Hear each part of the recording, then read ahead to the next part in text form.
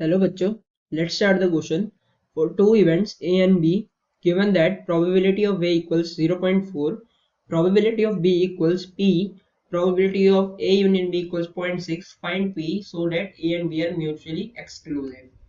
तो इसके की कॉन्सेप्ट्स मेंशन कर देता हूँ.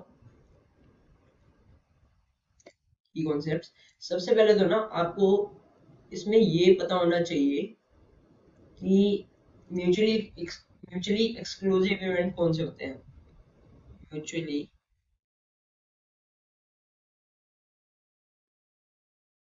mutually exclusive events.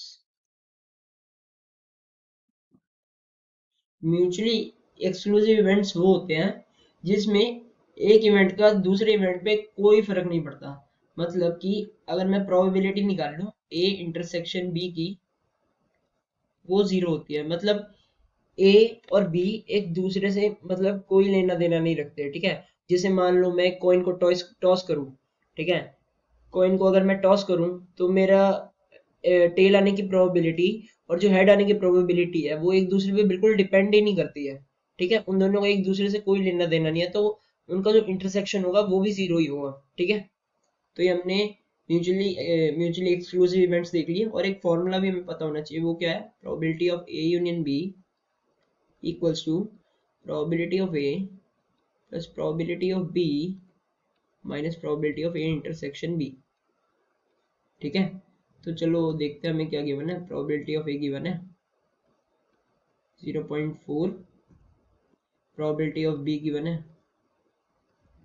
p, और probability of A union be given है, वो क्या गिवन है 0.6. और हमें ये भी गिवन है प्रोबेबिलिटी ऑफ मतलब ए और बी म्यूचुअली एक्सक्लूसिव है, तो प्रोबेबिलिटी ऑफ ए इंटरसेक्शन भी हमारा जीरो होगा. ठीक है. तो अब मैं क्या करता हूँ, मैं फॉर्मूला लगाता हूँ probability of A union B वाला, ये वाला फॉर्मूला लगाता हूँ.